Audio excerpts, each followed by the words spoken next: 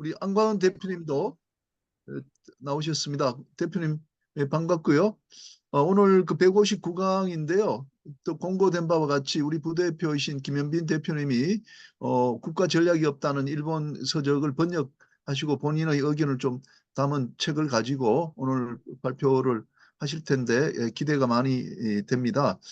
평소와 같이 이제 지난 2주간에 있었던 내용들을 좀 요약하고 8시부터 김현빈 대표님께서 본 강의에 들어가도록 하겠습니다. 159강 그렇게 들어가도록 하겠습니다.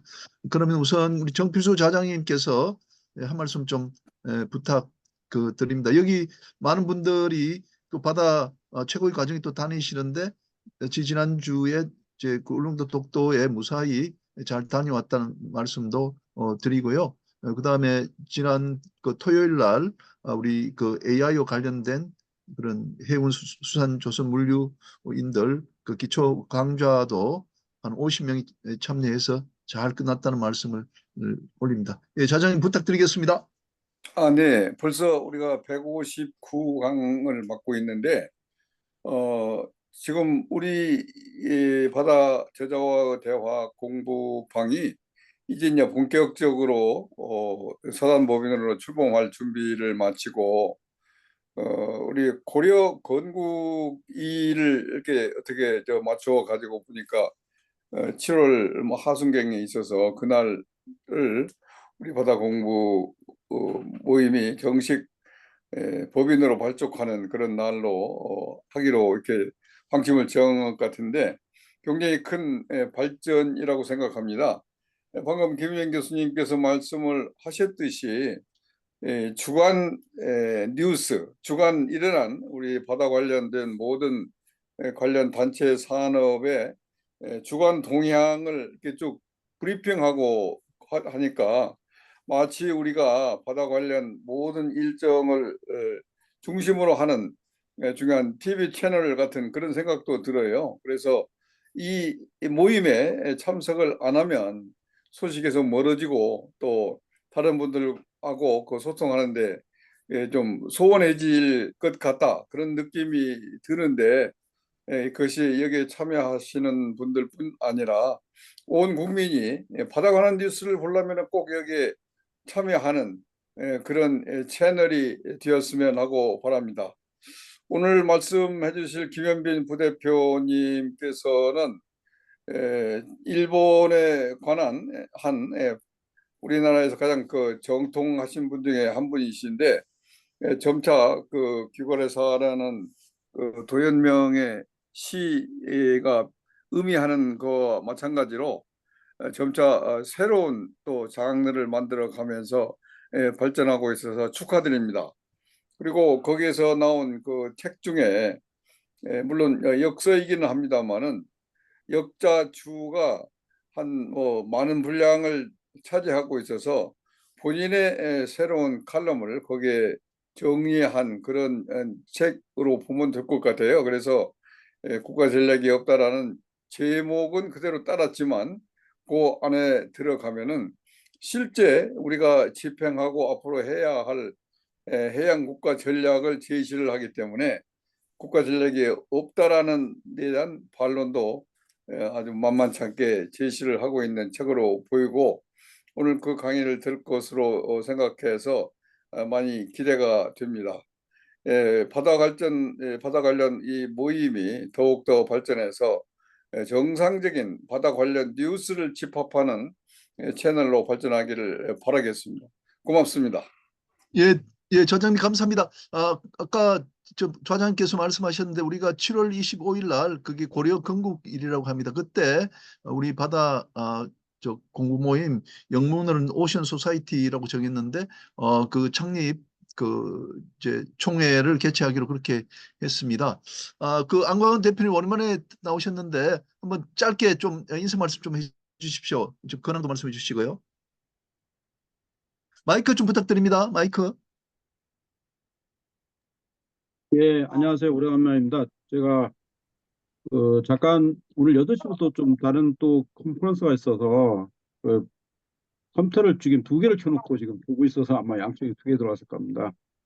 하여튼 우리가 159강을 어려운 가운데 있어서 159강까지 왔다는 게 참 대단한 거 일이고, 또 오늘 주관하신 김혜인 교수님하고 우리 늘 함께 참석하시는 모든 분들께 다시 한번 감사드립니다. 또 다시 한번 진심으로 고맙게 생각합니다. 우리가 이런 여러 가지 강의를 통해서 오늘도 다른 쪽에서 연락이 왔던데 우리가 그렇게 많은 인원들이 매 주마다 이렇게 토론을 한다는 그 자체가 다른 데서는 감히 생각하지 못하는 그런 일들이고, 인적 자원들을 이렇게 확보를 하고 같이 공유를 할 수 있는지에 대해서 굉장히 궁금해하는 것 같습니다. 그래서 저희들 이 모임이 계속적으로 지속되고 또 새로운 법인이 출범하게 되어 있으니까 더욱더 정말 좋은 우리가 이 모임이 될 수 있도록 그렇게 했으면 좋겠습니다. 다시 한번 축하드리고 또 오늘 이 모임이 김윤민 어, 대표님께서 오늘 정말 좋은 책에 대해서 강의를 해주시는데, 저는 이미 일본 책하고 한국 책을 다 갖다 다 봤는데 하여튼 굉장히 유익한 역사의 길이 남을 그런 자료이더라고요. 그래서 오늘 하여튼 열심히 잘 듣겠습니다. 감사합니다. 네, 감사합니다. 예, 신원수 부회장 좀 부탁드립니다. 짧게 좀 부탁드립니다. 예, 안녕하십니까. 신원수입니다. 제 말씀 잘 들리십니까? 네네. 예, 우리 김현빈 부대표님 우선 국가 전략이 없다 책 출판을 축하드립니다. 그리고 오늘 주신 동영상 잘 봤습니다. 우선 이제 전략이라는 말을 제가 이제 생각할 때면은 전략이 뭐냐 하는 거를 저도 평생 생각을 한 사람인데, 이제 전략은 이제 사고의 틀이지요. 생각의 틀.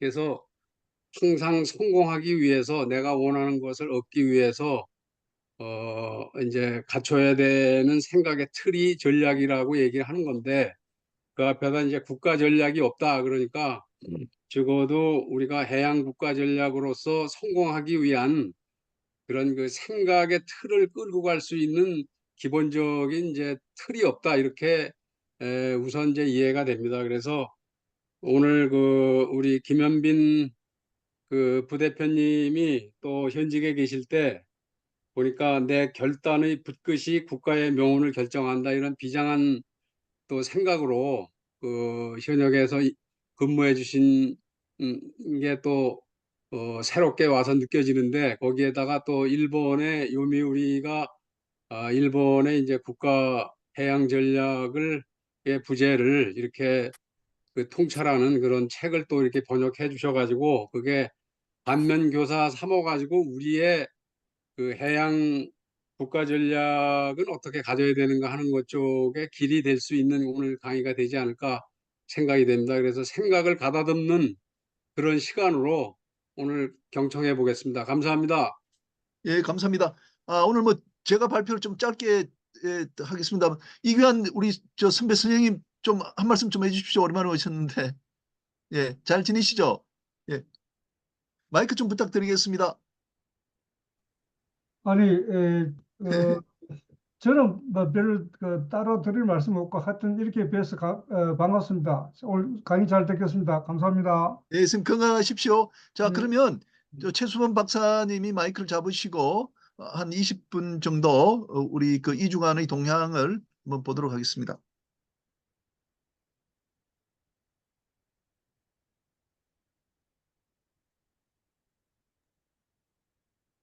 네, 안녕하세요. 2주간 우리 공부 모임 단톡에 올라온 내용들을 정리를 했습니다. 네. 화면 잘 보이실까요? 예, 네, 예. 잘 보입니다. 네, 감사합니다. 우리 단톡에 많은 좋은 정보들이 많이 올라왔는데요. 뉴스를 이렇게 다 일일이 보려면 좀 시간이 걸리니까, 네, 제가 좀 요약을 한다고 했는데 혹시 부족한 게 있더라도 좀 이해를 부탁드리겠습니다. 그래서 이번 요약에는 좀 많은 분들이 자료를 올려주셔서 2페이지 정도 이렇게 내용이 나왔습니다. 하나씩 다 찾아가 보겠습니다. 첫 번째, 지금 미국에서 미국 무역 대표부가 발표한 내용이라면 2024년 올해 8월 1일부터 중국산 전기차, 반도체, 의료품, 태양광 패널 이런 게 대한 수입 관세를 최대 100%까지 부과를 한다고 합니다. 그런 것 때문에 중국 제조 수출업체에서 상당히 밀어내기를 많이 하고 있는 것 같아요. 그렇다 보니까 선복 부족 현상이 아마 두드러지게 나타나고 있는데, 최근에 상하이 컨테이너 운임 지수가 3천을 돌파했다는 소식을 들었는데요. 지난 1월 12일 날 이 상하이 운임 지수를 보면 2,200선인데 4월 26일부터 1,900을 떨어졌습니다. 그러다가 5월 31일 날 보면 3,044까지 올라갔고요.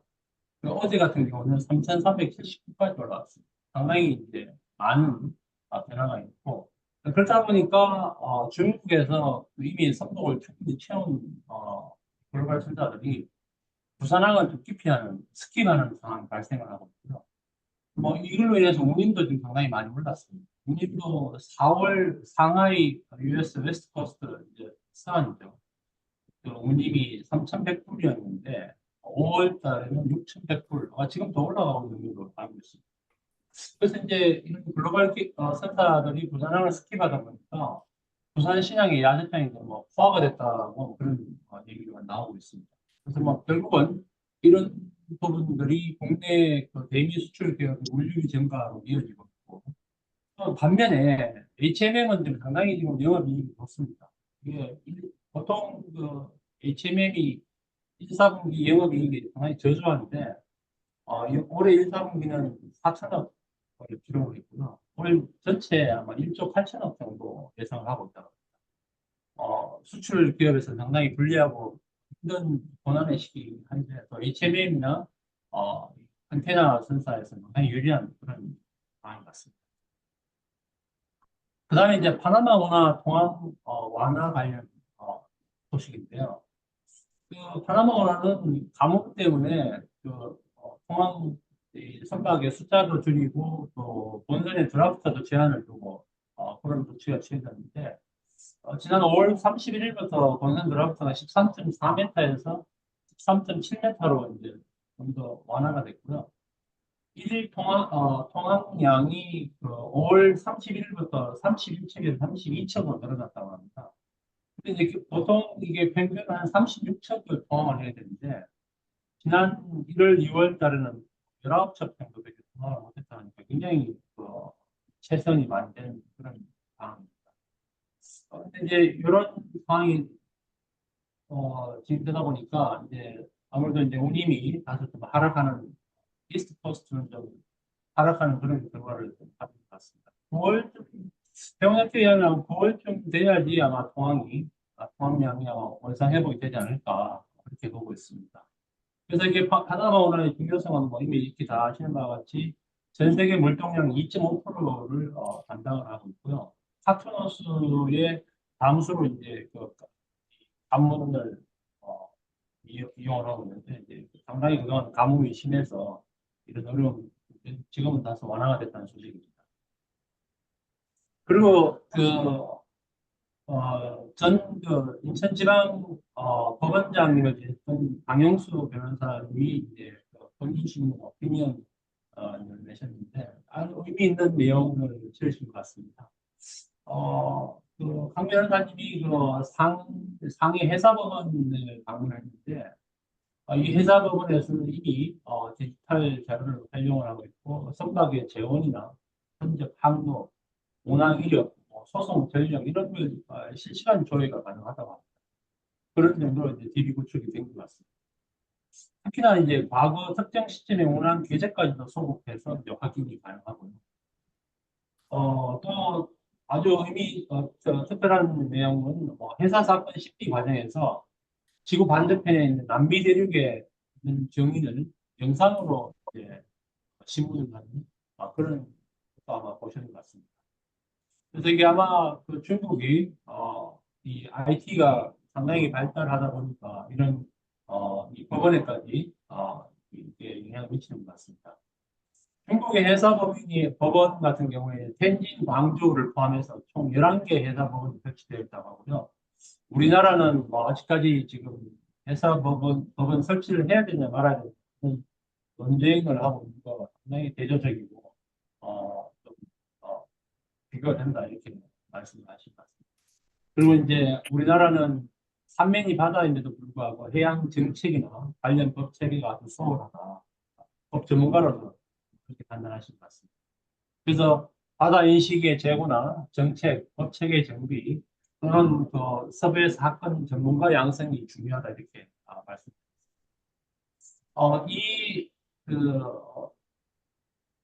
이 기사에 대해서 이승영 대표님은 이렇게 논평을 했습니다. 서울 회사 중개 협회가 탄생한 지 6년이 됐는데 아직까지 뭐 전혀 활성화가 안 되고 있다. 답답한 마음을 토로하셨고요.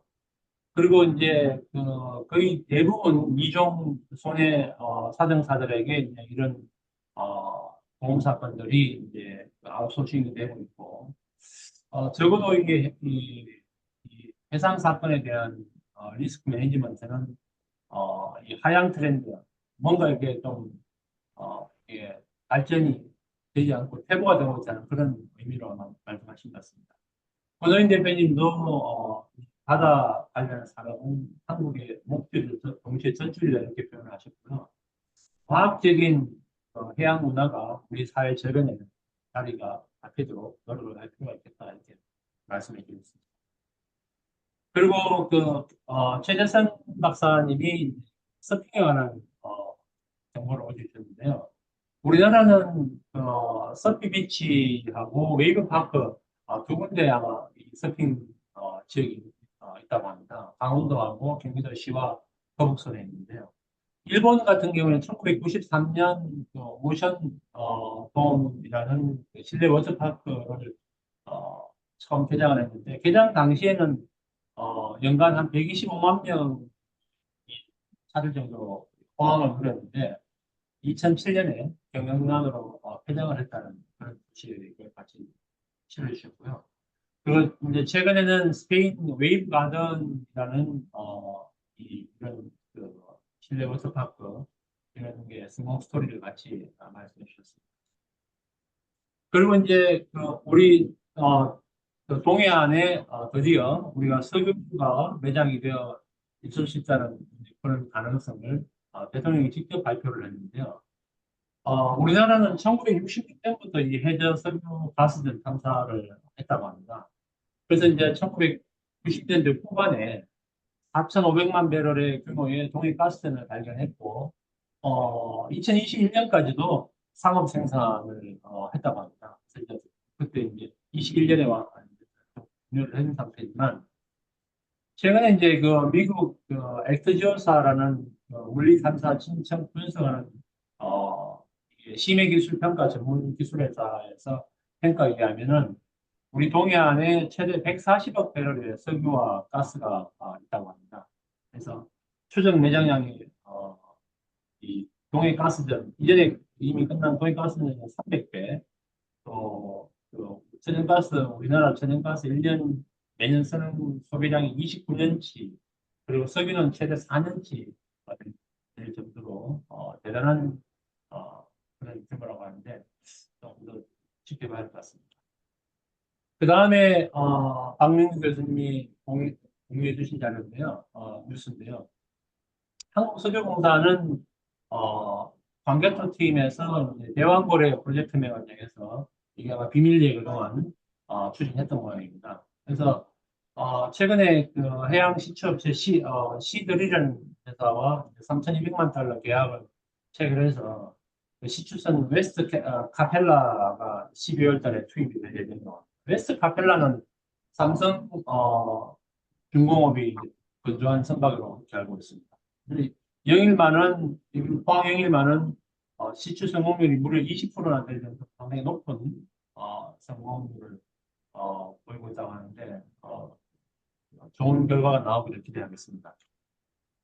그리고 김인영 교수님이 이제 칼럼을 공유해 주셨는데요. 탈탄소 대한 대응을 중심으로 우리 무역의 우리 무역의 미래와 과제에 대해서 꼭 한번 읽어 보시길 권장드립니다. 저도 읽어보면서 굉장히 큰 의미를 느껴왔습니다.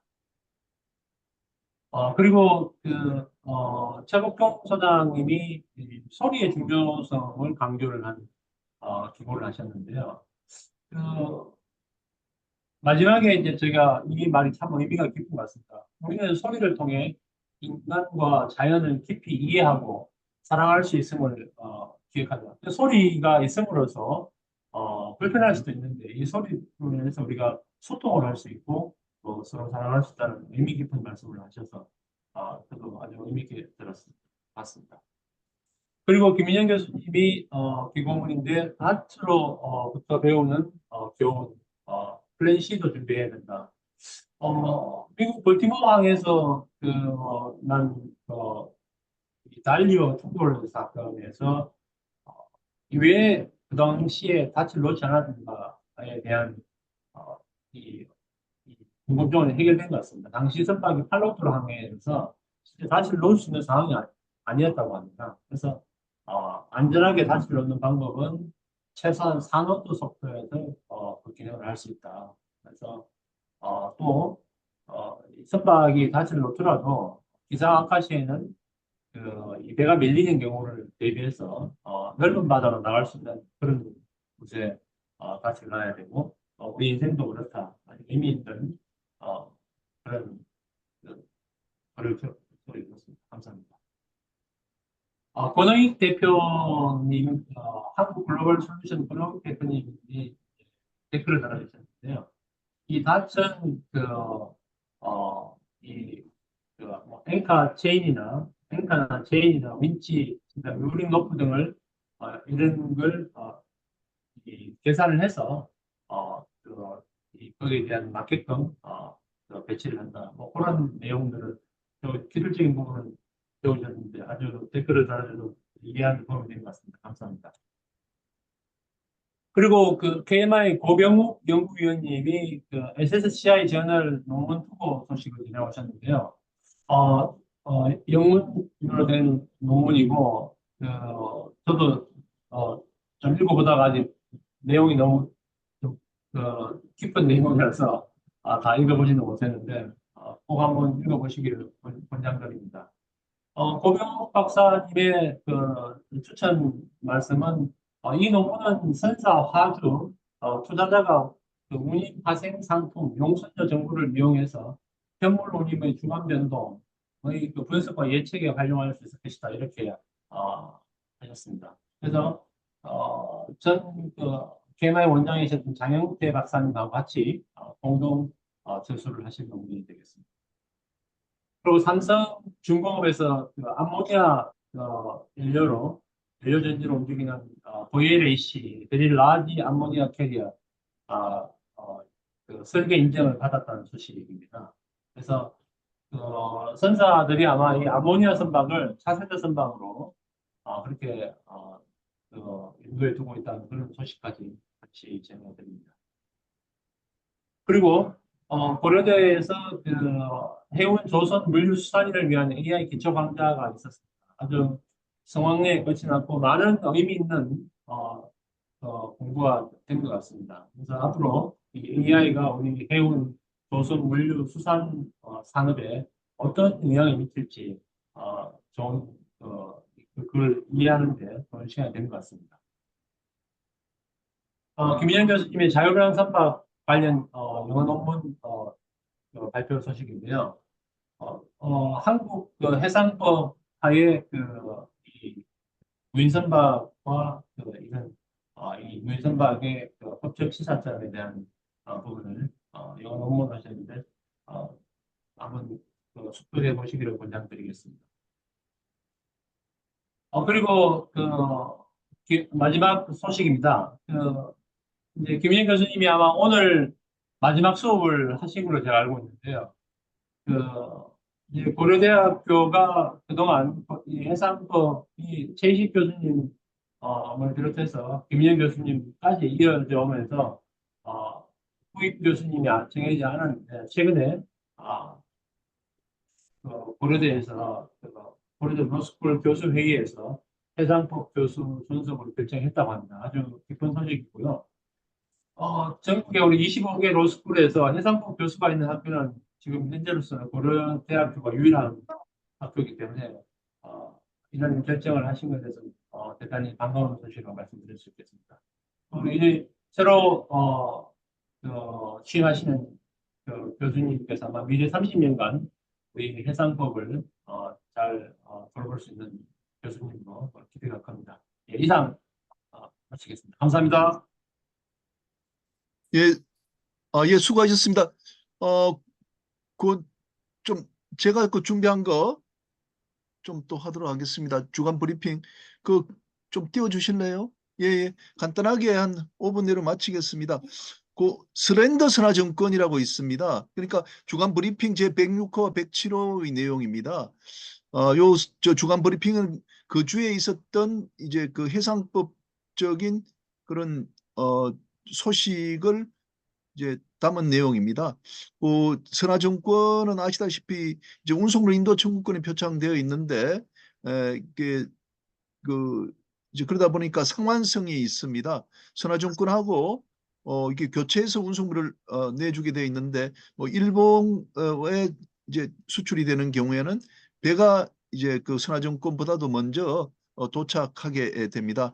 선화증권이 또 은행을 거쳐야 되기 때문에 그래서 상환성이 오히려 더 불편하게 됩니다. 그래서 선화증권의 상환성이 없는 것이 운송물이 도착하면 바로 운송물을 찾을 수 있다 이렇게 해서 선화증권에다가 이제 서렌더라는 이제 그 글자를 이제 집어넣고 상환성 즉 유가증권성을 없애버리게 됩니다. 그랬을 때 이 그 서렌더 선화증권이 어떤 효력을 갖는가 이게 이제 쭉 문제가 되어 왔습니다. 최선우 저기 아까 그 선화증권 하나 좀 띄워봐 주실래요?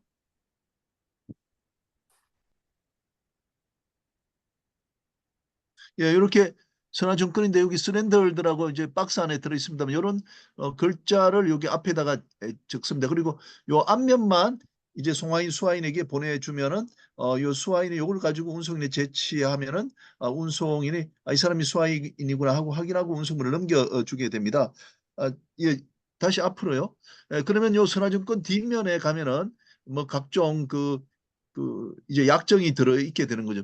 포장당 책임 제한이 얼마다 이렇게 약정이 돼 있을 때 과연 선화증권을 서렌더 선화증권을 손에 든 그런 이제 송하인이나 수하인이 이제 그 이제 손해배상을 청구했을 때 이제 이제 선화증권 뒷면에 있는 내용을 운송인이나 또는 이제 송하인이 그대로 주장할 수 있는가 하는 것이 이제 쟁점이 되어 왔습니다.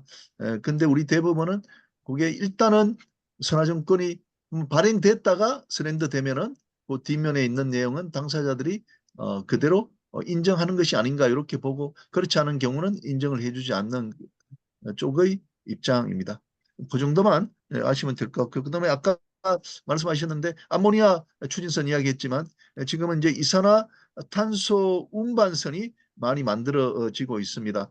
아무래도 이제 암모니아나 이제 수소와 같은 경우에는 이제 그걸 선박 연료로 하기는 아직도 좀 미정이고 불안한 요소가 있습니다. 현재 그래도 이제 LNG가 가장 이제 안정적인 그런 차세대 연료로 이제 각광을 받고 있는데 LNG가 여전히 이산화탄소를 배출하기 때문에 그 배출되는 이산화탄소를 포집해 가지고 땅에다가 또는 바다에다가 묻는 그런 형태로 또 탄소 중립을 이룰 수 있다는 거죠. 그러면 포집된 이산화탄소를 액화해서 운반하는 선박이 또 필요한데 그 이산화탄소를 운반하는 선박을 이제 설계하고 만드는 내용들이 최근에 기사에 많이 나오고 있습니다.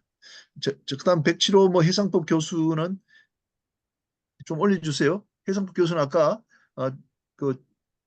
최 교수님이 말씀하셨기 때문에 생략하도록 하고요.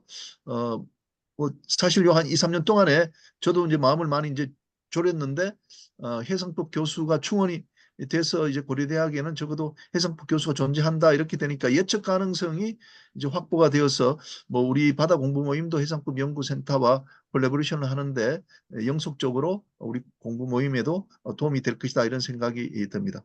자, 그다음에 선의 복원성인데요. 배가 이제 기울어졌다가 이제 제자리에 돌아올 수 있는 힘을 우리가 복원성이라고 합니다. 두 가지 한번 예를 들어보면은 같은 이제 부피인데 길이를 길게 하고 폭을 좁게 하고 그다음에 깊이를 또 얕게 하는 방법이 있을 겁니다. 근데 똑같은 부피를 가지는데 길이 짧게 하고 폭을 넓게 하고 물 밑에 많이 들어가도록 하고 이렇게 두 가지를 비교해 보면은 폭이 넓고 깊이 바다 밑에 들어가 있으면은 이 배관은 복원성이 더 좋다고 볼 수 있을 겁니다. 더 안정적입니다. 이렇게 이제 설계가 돼야 되는 것이거든요. 그래서 길이가 길고 폭이 좁고 깊이가 얕게 우리 어선들이 건조가 되어 있다면 보건성이 나쁘기 때문에 배가 잘 넘어질 수가 있다. 그래서 설계부터 잘 봐야 되겠다는 것이 제 생각이고요. 그다음에 이제 횡료 주기에 반비례 한다는 것은 배가 이제 빨리빨리 이제 오른쪽 왼쪽으로 왔다 갔다 하면은 횡료 주기가 짧은데 그 이제 짧으면은 이제 보건성이 나빠가지고 더 배가 이제 횡료 주기가 짧게 되면 이제 보건성이 좋아가지고 배는 더 안전하게 되는 거죠. 현재 이제 어선법은 24m 이상의 경우에는 보건성 검사를 하고 있는데 이걸 낮춰갖고 12m 이하에도 검사를 하겠다는 게 현재 해양수산부의 입장인데 찬성을 합니다. 그다음 지난 토요일에 우리가 AI 등이 개입됐을 때 선박 운항자들이 어떤 책임을 부담하는가에 대한 논의가 있었는데요. 현재 뭐 AI나 자동 프로그램은 그 선장이 판단을 하고 행동을 하는데 도움을 주는 기능을 하는 것으로 이제 봐야 되겠습니다. 그래서 독자적으로 뭘 하는 게 아니라 선장을 도와주기 때문에 결국은 그 운송물의 운송에서 선장이 잘못했다면은 그것이 이제 그 AI의 그 도움을 잘못 받았다 하더라도 결국은 선장의 잘못이기 때문에 그 선장의 잘못 또 하역회사의 잘못에 대해서는 본인인 운송인이 채무자로서 책임을 부담하는 것은 변함이 없다. 그래서 AI 하에서도 큰 변화는 없을 것 같다. 책임 문제에 있어서. 그리고 선박 충돌 사고 같은 경우도 그 불법 행위를 야기한 자는 선장이고 뭐 선장이 AI 도움을 받았을 때 잘못 판단한 것들이기 때문에 결국은 선장이 책임져야 되고 선장의 사용자가 책임을 지는 구조는 변함이 없을 것이다. 그런데 이제 AI나 자동 프로그램이 사람이 아니기 때문에 그것을 이제 뭐 운송인이나 선박 소유자가 그에 대해서 책임을 지겠느냐 하는 이제 이론적인 그런 논쟁이 있을 수 있는데 그런 걸 모두 이제 그 법률에다가 그 AI나 그 자동 프로그램이 도움을 받는 경우에도 이제 그 운송인과 선박 소유자가 책임을 부담한다고 이제 규정을 하면은 해결이 될 것이다. 이렇게 좀 결론이 나왔습니다. 예, 이상입니다.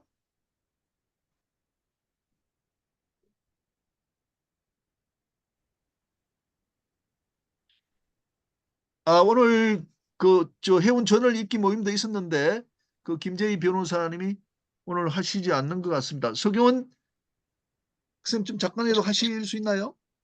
예, 교수님. 지금 김재희 변호사 혹시 오늘 오전에 이제 진행을 해주셔서 그 롯데의 이제 해운업 진출 관련해서만 간단히만 이야기를 해주시면 될 것 같은데요. 안 그래도 지금 김재희 변호사랑 이야기를 하고 있었는데, 변호사님 예. 혹시, 예, 네. 교수님, 제가 오늘 오늘 간단히 말씀드리겠습니다. 저는 그 법무법인 태평양에서 일하고 있는 김재희 변호사라고 합니다.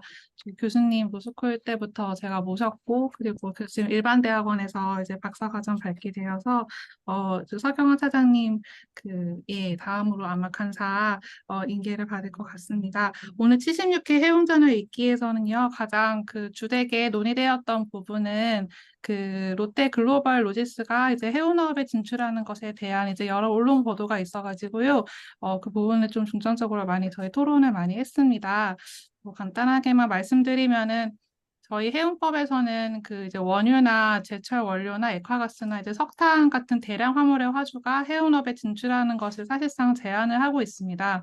근데 이제 롯데 글로벌 로지스가 이제 암모니아 수송선을 운항하는 것이 이 첫째는 암모니아가 이 대량 화물이냐, 그리고 롯데 글로벌 로지스가 이 암모니아 수송선을 직접 소유하는 것이 해운업 등록 대상인 그 해상암 오송 사업을 경영하는 것이냐, 그 두 가지 꼭지가 좀 많이 다툼이 있는 것 같고요. 롯데 측에서는 이제 뭐 내부 법률 검토를 거쳐가지고 지금 뭐 해운법상 이게 대량 화물의 해운법에 등록하는 데에는 이제 뭐 큰 이상이 없다라고 이제 그런 입장을 하시는 것 같고, 이제 해운협회나 이제 업계에서는 사실상은 이제 해운업에 진출하라는 것, 화주 쪽이 해운업에 진출하라는 것이 아니냐, 여기에 대한 좀 비판적인 견해가 있는 것 같습니다. 그래서 저희가 논의하기로는 만약에 뭐 선박을 이제 발주를 하고 소유하는 것에 그친다면은 그것이 어떤 해운업을 경영하는 것으로는 볼 수 없지 않느냐라는 견해가 있는 것 같고, 그렇지 않고 뭐 이제 화주 기업들 측에서 그런 이제 그 친환경 그 에너지원에 그 수송하는 그 선박을 소유하는 것 자체가 사실은 해운업에 진출하라는 것으로 좀 해석이 되려는 것이 아니냐라는 그런 견해들이 있는 것 같습니다. 이 부분에 대해서는 아마 해수부가 유권 해석을 하거나 좀 판단을 내리지 않을까 싶고요. 이제 그 외에 또 꼭지로 다뤄졌던 내용들은 그 STX 그린 로지스가 선에이스 해운을 좀 인수하려는 이제 마켓 동향이 있습니다.